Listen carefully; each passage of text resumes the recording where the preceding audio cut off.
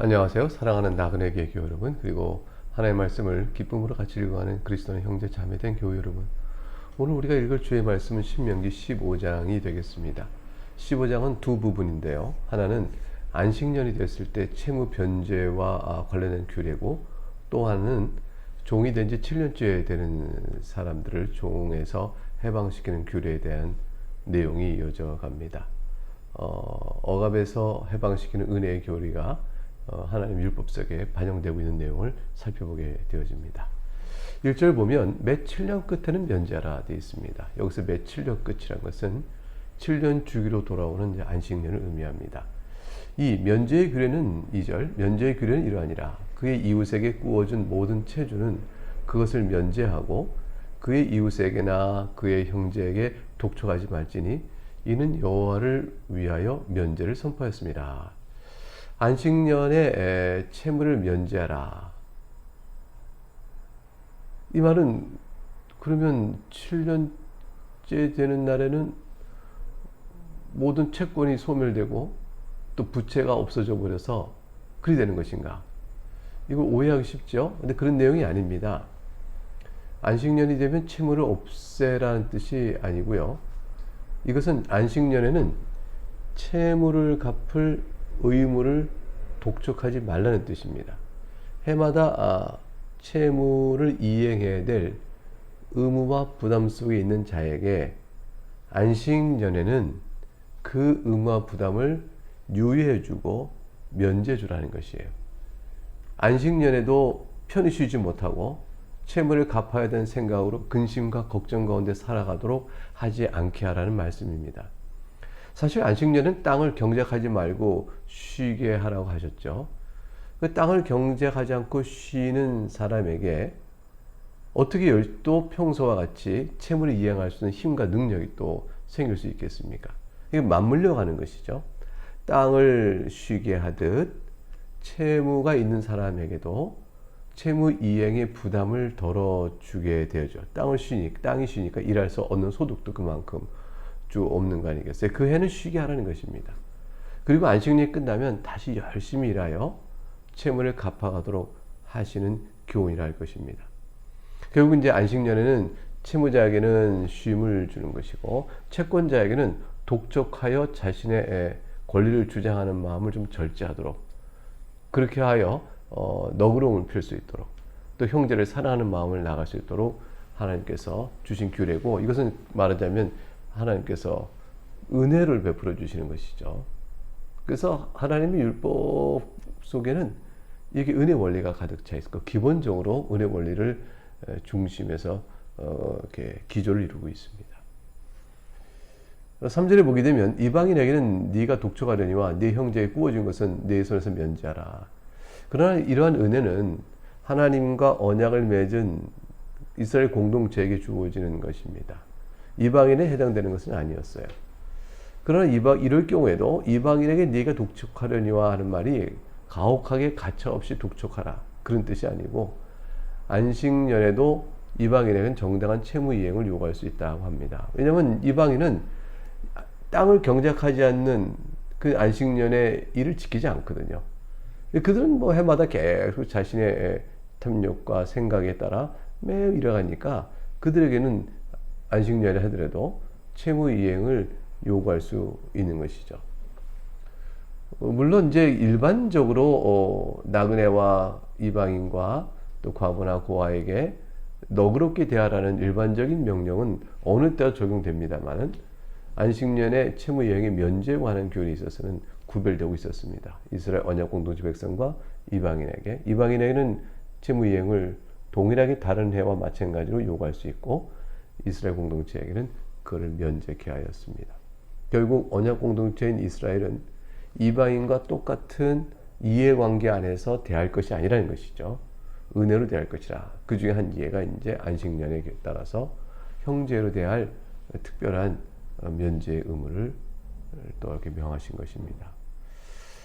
4절에 보면 네가 만일 네 하나님 여호와의 말씀만 듣고 내가 오늘 네게 내린 그 명령을 다 지켜 행하면 네 하나님 여호와께서 네게 기업으로 주신 땅에서 네가 반드시 복을 받으리니 너희 중에 가난한 자가 없으리라. 6절 네 하나님 여호와께서 네게 허락하신 대로 네게 복을 주시리니 네가 여러 나라에 꾸어 줄지라도 너는 꾸지 아니하겠고 네가 여러 나라를 통치할지라도 너는 통치를 당하지 아니하리라. 하나님께서 이제 채무 면제를 해주는 일이 시행될 경우 그 자에게 어떤 복을 주실 것인가를 이렇게 설명해 주었습니다. 사실 이것은 이제 하나님께서 이렇게 그런 의무를 행하는 자에게 보상으로 또는 하나님 기뻐하신다는 뜻으로 하나님이 주신 바에 대한 규례를 여호와의 말만 듣고 말씀만 듣고 이렇게 되잖아요. 하나님 말씀하셨으니 내가 그리하겠습니다라고 순종을 행하는 자를 하나님 기뻐하신다는 것을 이렇게 표현해 주신 것이 너희 중에 가는 자가 없게 되고 여러 나라가 통치를 해도 너는 통치를 당하지 않는다. 도리어 다른 나라를 통치하는 권세를 갖게 될 것이라. 이렇게 말씀하시므로 사실은 그 탐욕으로 인해서 가진 자가 약한 자를 이렇게 더 착취하는 이런 일을 통해서 너희 개인이 부유해지거나 너희가 그렇게 되는 것이 아니다. 오직 이 모든 것들은 하나님께서 역사를 주관하시고 이끌어주신 뜻 가운데 있으니 오히려 너희가 부유하게 되길 원하고 강하게 되길 원하면 주의 말씀에 순종하고 그 뜻을 따르는 것이 더 지혜로운 일이다 하는 사실을 말씀해주고 있는 것이죠. 안식년의 채무 이행을 면제하는 일은 언약 관계에 있는 이스라엘 공동체는 서로 간에 이방인을 대하는 이해관계에 따라서 맺어지는 관계가 아니고 서로 간에 형제애가 형제로서의 사랑을 나누는 것임을 보여주고 있고 현실적으로 그렇게 적용하고 있는 것이라 볼 수 있겠습니다.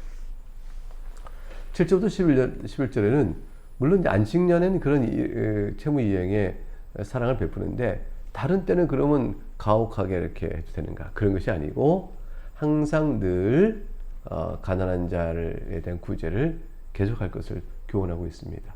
7절 네 하나님 여호와께서 네게 주신 땅 어느 성읍에서든지 가난한 형제가 너와 함께 거주하거든 어떻게 될까요? 그 가난한 형제에게 네 마음을 완악하게 하지 말며 네 손을 움켜쥐지 말고 반드시 네 손을 그에게 펴서 그에게 필요한 대로 쓸 것을 넉넉히 구워주라. 넉넉히 구워주라. 그냥 아무런 대가 없이 구제로 나눠줄 수도 있지만 또 어떨 경우는 그가 요청하는 것을 빌어주어 그에게 살 수 있도록 할 수 있는 거 있잖아요. 그럼 그 구워주는 것이죠. 9절 삼가 너는 마음에 악한 생각을 품지 말라. 구워줄 때 이르기를 가만히 있어봐. 7째 해 면전이 가까이 왔다. 안식년이 그 내년인데 이렇게 되면 뭐 그 다음에 내가 채무 이행을 독촉도 못하고 이거 손해가 되겠는데 이렇게 생각하지 말라는 거죠. 그런 생각을 하고 구워주를 거절하면 악한 마음으로 보시겠다는 거예요. 그래서 9절 하반절에 내 궁핍한 형제를 악한 눈으로 바라보며 아무것도 주지 아니하면 그가 너를 여호와께 호소할 것이야. 하나님 제가 이렇게 어려움을 당하고 있습니다. 그는 그것이 오히려 너에게 죄가 되리라. 사실 이 사람이 뭘 잘못했어요? 그냥 안 빌려준 거죠. 안 구워준 거죠. 그런데 안 구워준 것이 평소와 달리 가난한 자를 돌보는 마음에서 행하지 아니한 것이 될 때 더군다나 그것이 안식년이 가까웠다는 것을 또 생각하여 그렇게 할 때 그 마음의 작동 원리가 탐욕에 의해서 인색함에서 되어진 것일 때 하나님은 그를 죄로 묻겠다고까지 말씀하신 겁니다. 10절 너는 반드시 그에게 줄 것이요 줄 때는 아끼는 마음을 품지 말 것이니라. 이로 말미암아 내 하나님 여호와께서 네가 하는 모든 일과 네 손에 닿는 모든 일에 네게 복을 주시리라. 하나님께 드리는 거죠. 사실은 이게 형제에게 이게 베푸고 구워주는 것은 사실 그 하나님께서는 왜 죄를 묻냐 하면 그걸 인색하게 하지 아니하고 악한 마음을 부었을 때 이렇게 구워주는 것이 하나님께 드리는 것과 똑같은 거예요. 그러니까 하나님께서 받으시거든요. 그걸. 그러니까 하나님께서 하나님께 예배하고 하나님께 영광을 드리는 것과 똑같은 일로 하나님 받으시기 때문에 그렇지 하나님을 무시하게 된 것이고 하나님을 인정하지 않는 것과 같은 행위가 되어져서 죄가 됩니다. 아끼는 마음을 품지 마라 그랬어요. 우리가 하나님께 헌상을 올릴 때도 아끼는 마음과 인색하는 마음 없이 하나님께 합당한 마음으로 기쁨으로 드리지 않습니까? 크던 적든 하나님께 정하신 바에 따라서 우리가 하나님께 헌상을 올릴 때도 그런 마음 없듯이 이렇게 형제에게 구워줄 때도 아끼는 마음으로 하지 말고 인색함 없이 그에게 구워줘라 이렇게 되는 것입니다. 이로 말미암아 네 하나님 여호와께서 네가 하는 모든 일과 네 손에 닿는 모든 일에 복을 주시리라.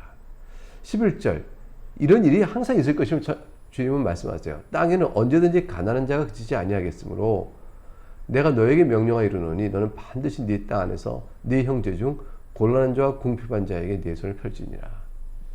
반드시 가난한 자가 있는 법이니 이 일은 항상 있는 것이라고 말씀하는 것이죠. 12절부터 보게 되면 이제 다음 넘어갑니다.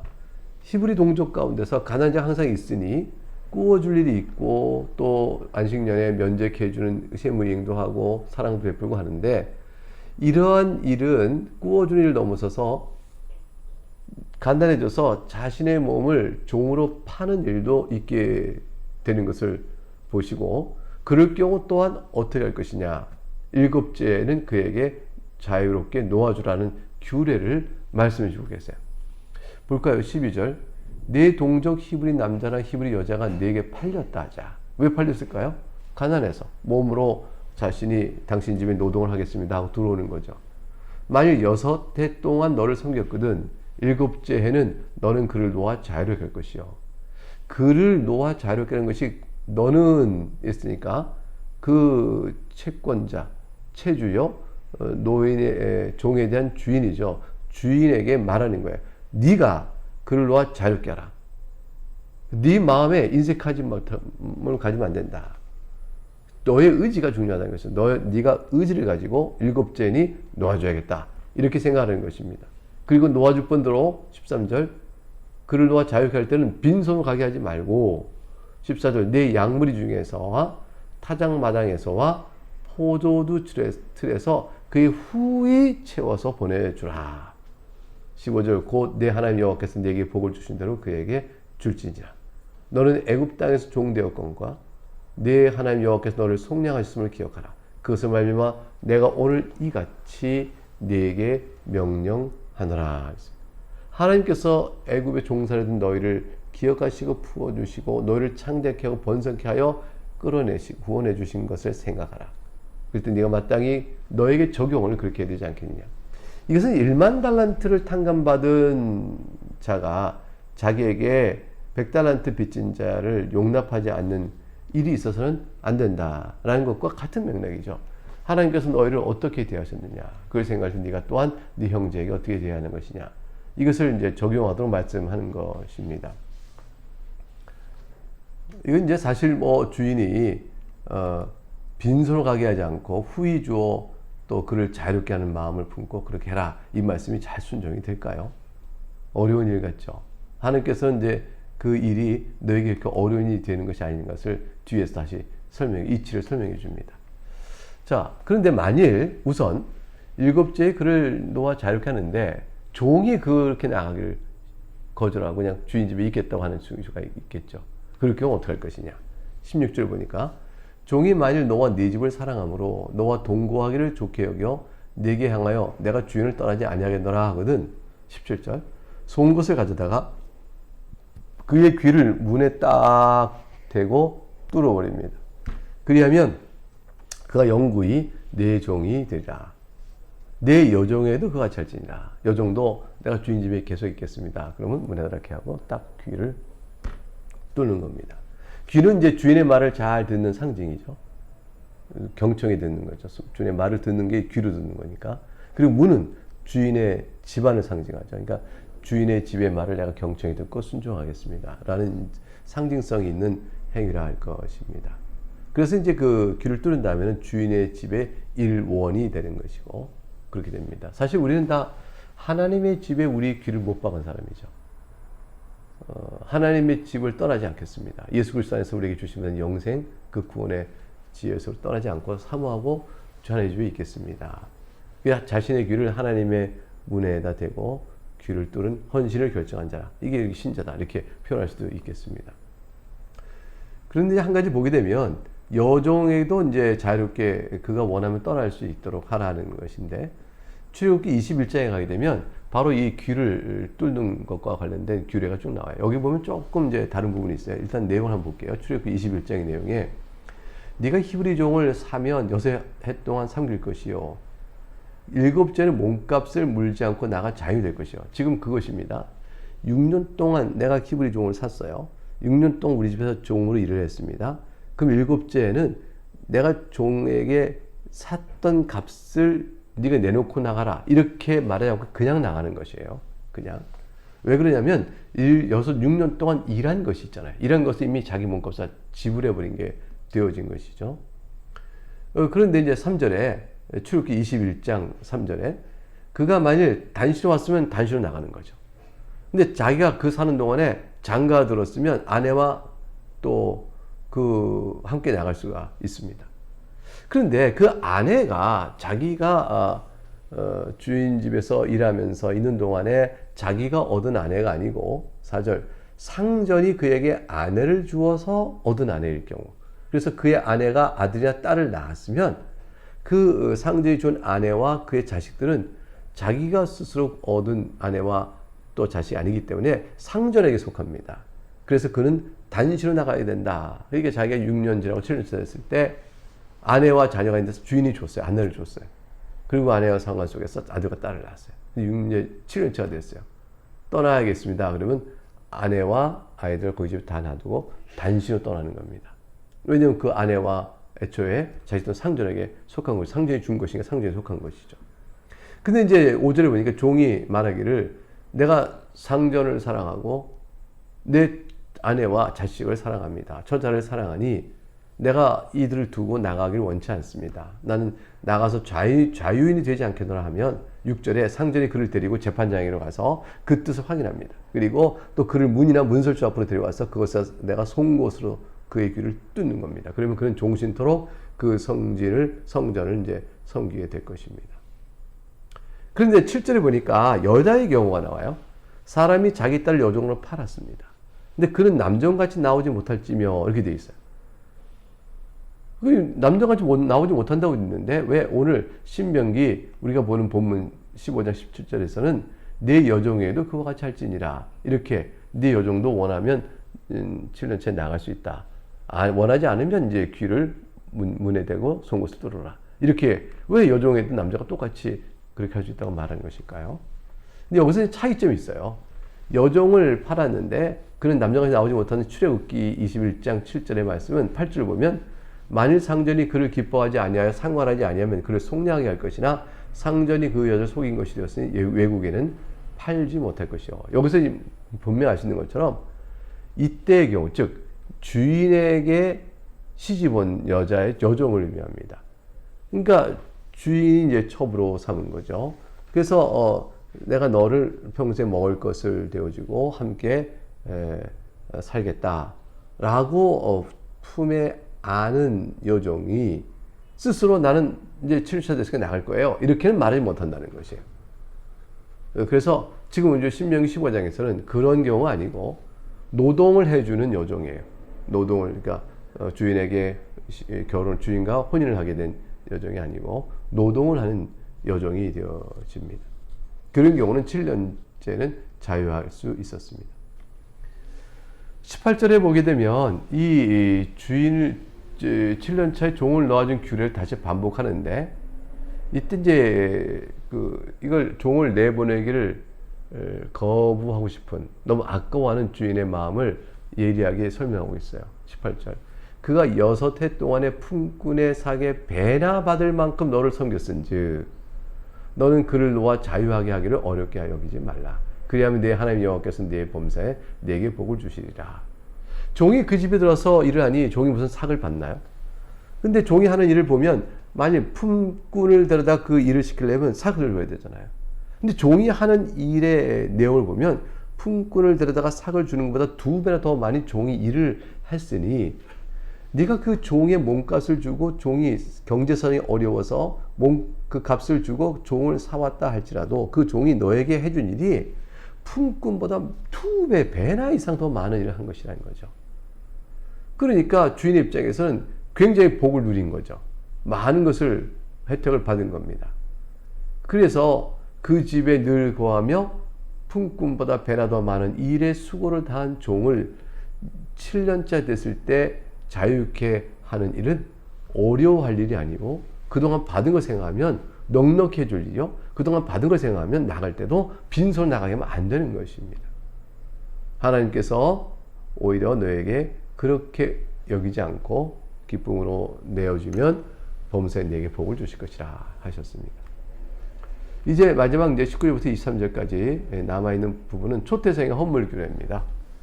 19절부터 20절을 읽어보죠. 내 소와 양의 처음 난 수컷은 구별하여 내 하나님 여호와께 드릴 것이니 내 소의 첫 새끼는 부리지 말고 내 양의 첫 새끼의 털은 깎지 말고 20절 너와 내 가족은 매년 여호와께서 택하신 곳 내 하나님 여호와 앞에서 먹을지니라. 네, 광야 생활 중에는 난지 8일 만에 성막에 와서 드리도록 되어 있었는데 성소가 가나안 땅에 다 정착하고 성소가 예루살렘에 정해진 다음에는 1년에 한 번씩 올 때 그때 이제 첫 난 것을 하나님께 드렸습니다. 왜냐면 왜 드려야 됐죠? 하나님께서 그건 내 것이라고 말씀하셨고 출애굽 이후에 장자를 다 치되 이스라엘의 장자는 살려줬거든요. 애굽의 장자는 다 치고 짐승의 첫 새끼도 다 죽였을 때 이스라엘 것은 다 보호하셨어요. 그리고 하나님께 말씀하시기를 이것은 다 내 것이라고 하셨어요. 그러니까 하나님께 드리는 것이 마땅한 것입니다. 그런데 21절 보면 그러나 그 초태생이 짐승이 흠이 있습니다. 절거나 눈이 멀었습니다. 그리고 무슨 흠이 있으면 내 하나님께 여호와께 드리지 못할지니 초태생일지라도 흠이 있어 드리지 못했어요. 그러나 그것도 어떻게 할까요? 22절 보면 내 성 중에서 먹되 부정한 자나 정한 자가 다 같이 먹기를 노루와 사슴을 먹은 같이 할 것이요. 그래서 노루와 사슴을 사냥에 잡았을 때 그것을 우리가 먹을 수 있는 것처럼 그렇게 먹되 이제 식용으로는 먹을 수 있는 거죠. 23절 오직 피는 먹지 말고 물같이 땅에 쏟을지니라 그랬어요. 피는 먹지 말라. 예, 그것은 우리가 몇 번 살펴본 겁니다. 피는 생명이 있고 생명의 주는 하나님이시므로 하나님께서 피를 먹지 못하게 하셨습니다. 이건 거꾸로 보면 우상을 섬기는 이방인들은 그렇게 했다는 거죠. 고기도 먹고 피도 먹고 이제 그런 것부터 구별해서 하나님께서 생명의 주이신 하나님께 바쳐야 될 것임을 생각할 때 하나님께 드려진 모든 고기에 있어서 또 어떤 상황이든지 피는 하나님 먹지 못하도록 금하셨습니다. 네, 이렇게 해서 오늘 신명기 15장의 내용을 살펴보았습니다. 네, 여기까지 살펴보고 내일 다시 만나 뵙겠습니다. 감사합니다.